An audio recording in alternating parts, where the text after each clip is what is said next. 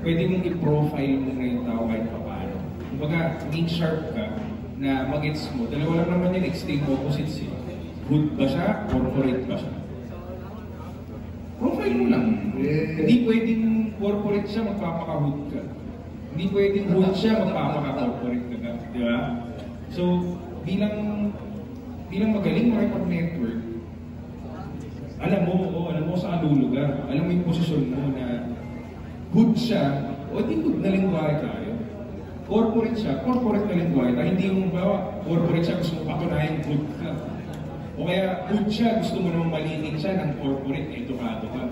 You feel me? So, yan, lang, balance it, profile mo muna siya, tapos kumonekta ka kung ano ang lingwahe niya. So, yung awit ka, so... Actually, hindi. So,